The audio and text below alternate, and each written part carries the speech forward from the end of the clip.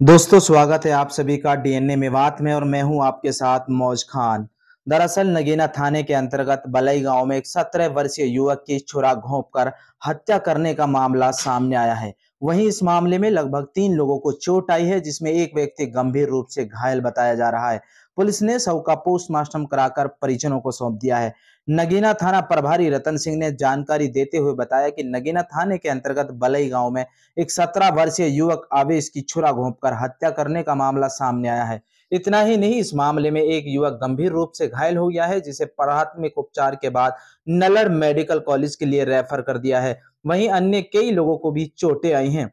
मृतक के परिजनों ने बताया कि गांव में जुमे की नमाज के बाद जब मस्जिद से नमाज पढ़कर बाहर निकले तो दूसरे पक्ष ने हम मशुरा होकर आवेश पर हमला कर दिया और वहां पर दर्जन भर लोगों ने लाठी डंडों से उनके अन्य लोगों पर भी हमला बोल दिया, जिसमें कई लोग गंभीर रूप से घायल हो गए। तभी कसाब ने मुर्गा काटने वाला छुरा अपने हाथों में ले लिया और आवेश के सीने में लगातार हमले करते हुए छुरा घोंप दिया। जब आवेश घायल जमीन पर गिर गया तो परिजन उसे लेकर मांडीखेड़ा के अलाफिया अस्पताल पहुंचे, जहां पर डॉक्टरों ने उसे मृत घोषित कर दिया।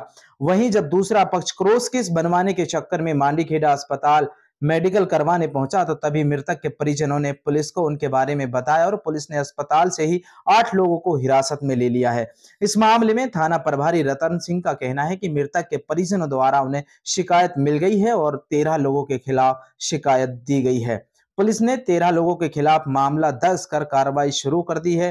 थाना प्रभारी का कहना है कि इस मामले में जल्द ही आरोपियों को गिरफ्तार कर लिया जाएगा और आगामी कार्रवाई में पुलिस जुटी हुई है। आप लोग देख रहे थे नूह मेवात से मौज खान की रिपोर्ट। झगड़े में किन किन लोगों की चोटें आई थी? सर 6-7 लोगों को चोट आई है। एक तो इंतकाल कर गया, दूसरा अभी सीरियस है, वो हॉस्पिटल में रेफर किया हुआ है। मांडीखेड़ा से लल्लड़ किया था, लल्लड़ वालों ने दिल्ली के लिए रेफर कर दिया उसको। उसकी हालत कैसी बताई जा उसकी रही हालत है? गंभीर बताई जा रही है। अच्छा, हाँ, तो उसकी भी छुरी लगी थी? हाँ छुरी लगी थी कहाँ छुरी लगी थी? उसके बगल में छुरी मारी थी, बगल के अच्छा, थोड़ी छाती के बगल के बीच में यहाँ पे मारी थी सर। तो और पुलिस ने जिन लोगों को हिरासत में लिया है वो कहाँ से लिया था हिरासत में? वो मांडीखेड़ा हॉस्पिटल, वो अपने अलाफिया हॉस्पिटल। चोट लगा कर गए थे, निशान लगा केस बनवाने के लिए। अच्छा, वहीं से पहुंच लिए। तो मामला 302 के तहत हुआ है या फिर कोई और धारा में हुआ? 302 भी है और 302 भी है और अन्य धारा और भी लगी हैं सर। हेलो, हेलो, क्या नाम है जी? फतेह मोहम्मद गाँव कौन सा? बली। क्या मामला हुआ था?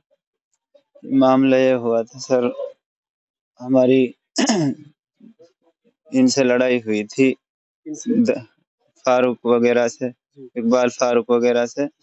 तो वो 10-11 बजे के बीच में लड़ाई हुई थी। उसमें हमारे एक भाई को इन्होंने लाठी डंडों से मारा था।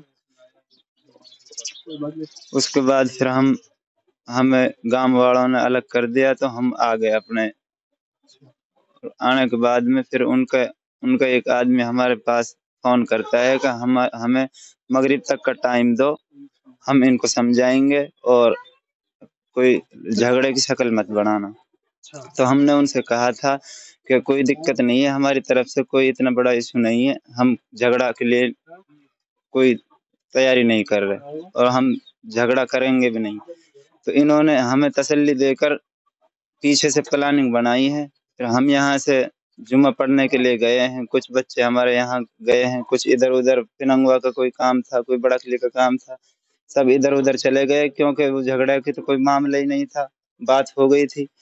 तो उसके बाद इन्होंने पूरी प्लानिंग के साथ 8-7 बंदों ने अपने जेब में हथियार डाल के जुम्मा पढ़ा है। उसके बाद में जब ये अवैस जो मृतक है ये आया था जुमे से निकल के मस्जिद से, तो इसको इन्होंने घेर कर और साइड में ले जाकर छुरा छुरा घोंप दिया इसके। मृतक आपका क्या लगता है? मृतक छोटा भाई है मेरा। अच्छा, छोटा भाई है। जी। अच्छा, तो पुलिस ने क्या कार्रवाई की अब तक? पुलिस कार्रवाई कर रही है, 8 बंदे अभी अरेस्ट किए हैं अच्छा, और बाकी अभी फरार हैं। प्रशासन पे हमें पूरा भरोसा है, हमें न्याय मिलेगा। अच्छा, जो छुरी भोंती थी भाई के, उन्नीस के, वो किसने भोंती थी? वो सर 8-7 बंदे थे, उन सब के पास हथियार थे। ये नहीं कह सकते किसकी किसकी वो लगी है। उस टाइम वो हम थोड़ी पीछे रह गए थे।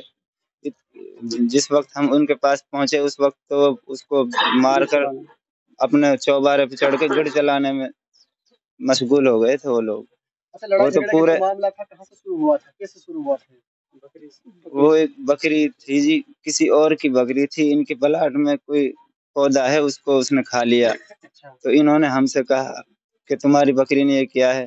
तो हमने इनसे कहा कि भाई हमारी ने किया है तो कोई बात नहीं, हम इसका पेट भरेंगे। हमने उस बकरी को देखा तो वो हमारी थी नहीं। तो उस बात को लेकर हमने कहा था इनसे कि भाई हमारी बकरी नहीं थी, किसी और की थी वो। इस बात पे उन्होंने गाली गलौज की और झगड़ा शुरू हुआ। हमारे भाई को, अकेला था वो, उसको लाठी डंडों से मारा ये है भाई।